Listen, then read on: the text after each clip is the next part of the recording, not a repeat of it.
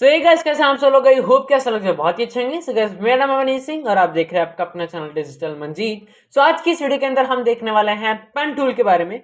सो pen tool Photoshop में क्या काम करता है, इससे किस तरीके से हम सिलेक्शंस बना सकते हैं या किस टाइप से हम इस टाइप की प्रॉपर इलस्ट्रेशंस जो है क्रिएट कर सकते हैं फोटोशॉप के अंदर, वो आज की इस वीडियो के अंदर हम जो यहाँ पे कवर अप करने वाले हैं।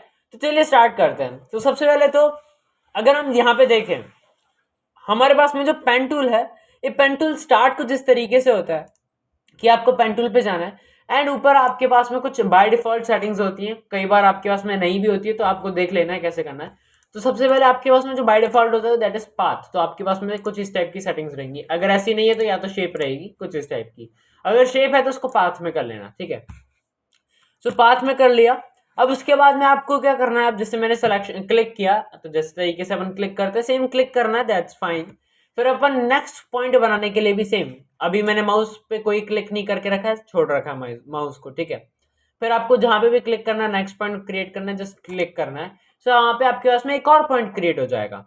फिर इसी तरीके से आपको और पॉइंट्स, जहां जितने पॉइंट्स क्रिएट करने हैं वो आपके ऊपर है। एंड में जब आपको दोनों को कनेक्ट करना है तो आपको जो स्टार्टिंग पॉइंट है उसके ऊपर ले जा करके क्लिक कर देना, तो अब ये कनेक्ट हो चुका है, राइट। अब अगर आप देखें, अब कनेक्ट तो हो गया, लेकिन इसका फिर फायदा क्या है, क्योंकि ये भी अगर आप देखें तो पॉइंट्स पे काम कर रहा है और ये कोई भी कर्व नहीं बना रहा, तो इसका फायदा क्या है? तो फायदा कुछ इस तरीके से है, पॉइंट्स तो बनाता है लेकिन ये साथ में कर्व भी करता है। कैसे, अब देखते हैं। अभी अगर पेन टूल के जस्ट नीचे देखें ना, तो आपके पास में दो टूल्स होते हैं, एक पाथ सिलेक्शन और एक डायरेक्ट सिलेक्शन।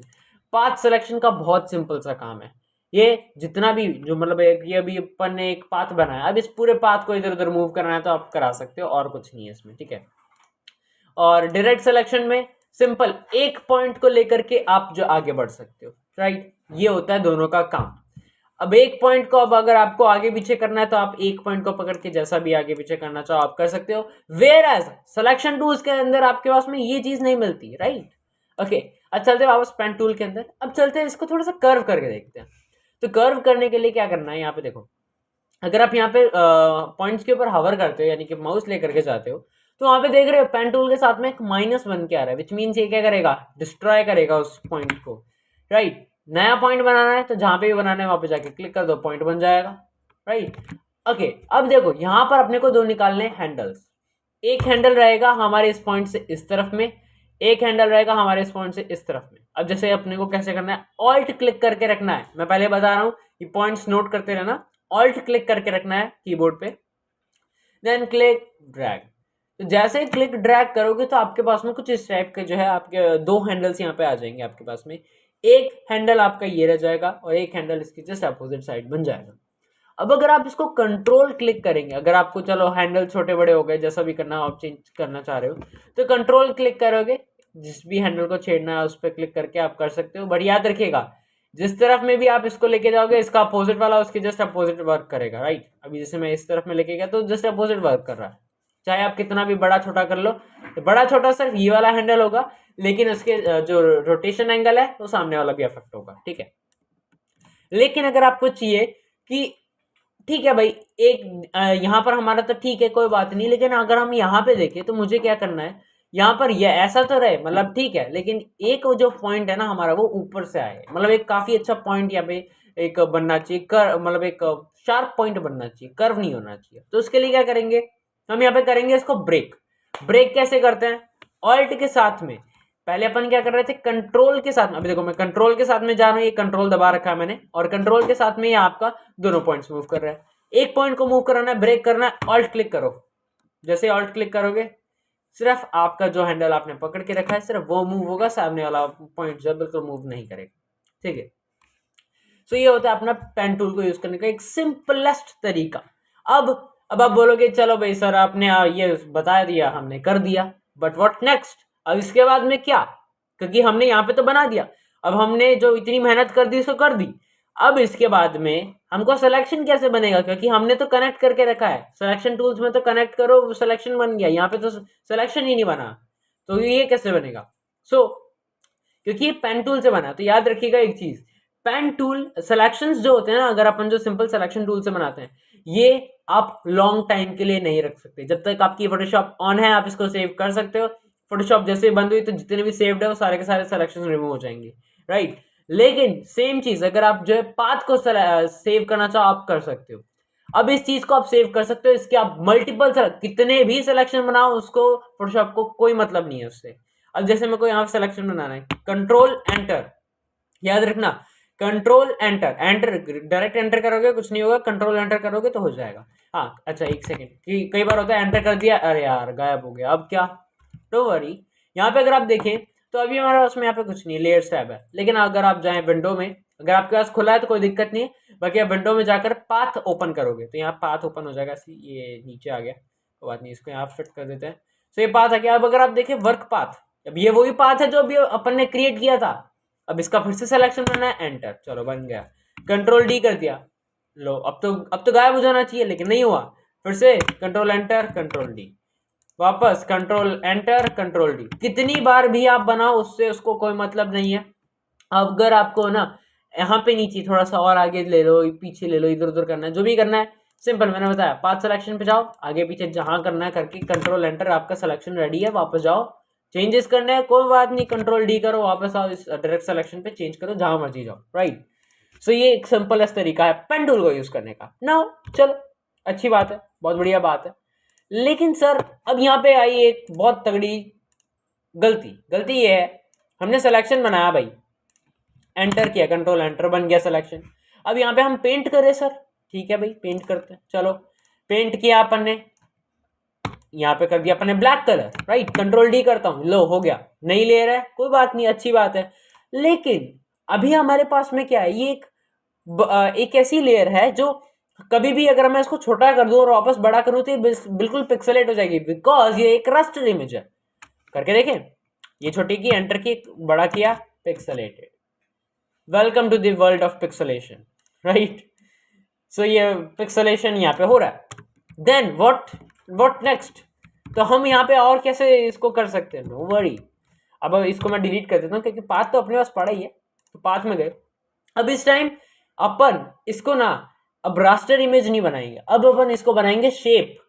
अब शेप कैसे बनना है, देखो सेम पेन टूल पे जाओगे तो यहाँ पाथ की जगह ना शेप पे जाओ। क्या इसको कोई फर्क पड़ा, कोई फर्क नहीं पड़ा, जबकि वो यहाँ से गायब हो गया, कोई बात नहीं, इसको सेलेक्ट कर लेते हैं। फर्क तब पड़ेगा जब आप इसको जाके शेप पे क्लिक करोगे। अभी एक पाथ है, ठीक है, शेप पे क्लिक किया, शेप बन गया। कैसे पता कि शेप बन गया, जाके चेक करिए। क्या यहाँ पे देखो एक नई लेयर बनी और लेयर के ऊपर एक शेप का आइकन आ गया और साथ में वहां पे लिख के आ गया शेप 1। अब अगर मैं इसको कलर देना चाहूँ, क्या मैं दे सकता हूँ, कैसे देना है, चलिए यहीं पे शेप में चलेंगे, फिल जो देना दो, पिंक देना है, रेड देना है, ग्रीन, ब्लू, जैसा देना दो, ग्रेडियंट चाहिए ग्रेडियंट डालो, पैटर्न चाहिए पैटर्न डालो, राइट, जैसा भी डालना चाहो आप डाल सकते हो। स्ट्रोक सेम चीज है, स्ट्रोक जो मैंने आपको पहले भी बताया था, स्ट्रोक आपको कितना चाहिए, कैसा चाहिए, कलर वलर जो चाहिए आप सब यूज कर सकते हो, कोई इससे जो है आपके रिस्ट्रिक्शंस यहाँ पे नहीं है। ओके, अभी आई थिंक आपको ये समझ में आया होगा कि पेन टूल क्या है और किस तरीके से इसको यूज करते हैं। चलिए अब एक बहुत सिंपल सा अपन है ना, लेट्स से ये जो हमारा टिक है ना, ये बना के देखते हैं, या फिर ये वाला जो चीज है इसको बना के देखते हैं। अब यहाँ पे थोड़ा सा अपन ट्रिक्स यूज करेंगे, थोड़े शॉर्टकट्स यूज करेंगे जिससे अपन फास्ट जो है अपन कर सके। करना ही है क्लिक। अब नेक्स्ट पॉइंट यहीं पे बनना है तो ठीक है, स्ट्रेट लाइन है कोई दिक्कत नहीं, नेक्स्ट पॉइंट यहाँ पे भी स्ट्रेट लाइन है कोई दिक्कत नहीं। नाउ दिस यहाँ पर आ गया अपने पास में कर्व। अब कर्व कैसे क्रिएट करना है, अब इस बार ध्यान रखना, क्लिक छोड़ना नहीं है, क्लिक जैसा है पकड़ा रहो, फिर वापस से आपको यहाँ पे क्या करना है, जस्ट ड्रैग करना है, क्लिक छोड़ना नहीं है, कुछ भी हो जाए क्लिक नहीं छोड़ना, जहां पे क्लिक छोड़ोगे वहां पे ये छूट जाएगा। यहाँ पे बना दिया, अभी भी क्लिक नहीं छोड़ना, जब आपको लगे कि हाँ अब सही है, सेकंड जो मतलब सामने वाला जो चीज है वो सही है। और अब आपको क्या करना है, यहाँ पे दबाना है ऑल्ट।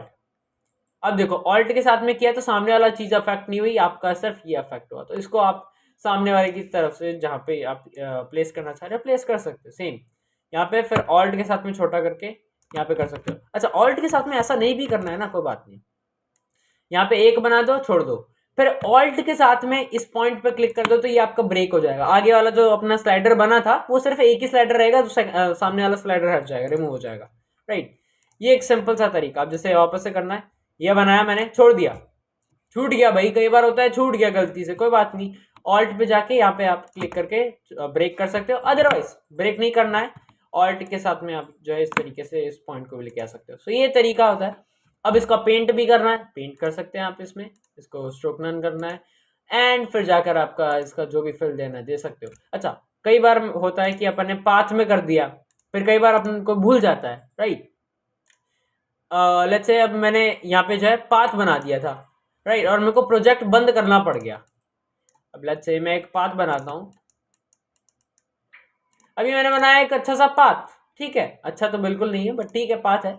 सो अभी इस पाथ को मैंने बनाया तो था कि शेप बनेगा, लेकिन ये पाथ बन गया। क्योंकि शेप बनता तो ये ऑटोमेटिक सेव हो जाता है इस फाइल के अंदर, लेकिन हमारे पास में ये अभी सेव नहीं हुआ है ना, क्योंकि पाथ है। पाथ तब तक सेव नहीं होगा जब तक आप उसको कमांड नहीं दोगे कि तेरे को सेव होना है।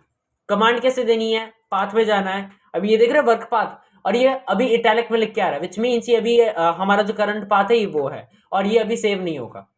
आपको कुछ नहीं करना है, कमांड बस इतनी देनी है कि इसको जाके रीनेम करके कुछ भी नाम रख दो, कोई दिक्कत नहीं। अब लेट्स से इसको नाम दे देते हैं डमी, डमी करके जस्ट क्लिक ओके। अब अगर आप इस फाइल को सेव कर दोगे ना, इस पीएचडी को सेव करके, आप 5 साल बाद, 10 साल बाद, 11 साल बाद, जितने साल बाद खोलना है खोल लो, आपके पास में ये चीज हमेशा एग्जिस्ट करेगी। तो जैसा भी आप इसको यूज करना चाहो आप कर सकते हो, बट अगर वो वर्क पाथ में पड़ी होगी ना, वो आप कभी यूज नहीं कर सकते जब तक आपकी फोटोशॉप बंद नहीं हो जाती या आपका प्रोजेक्ट बंद नहीं हो जाता, राइट।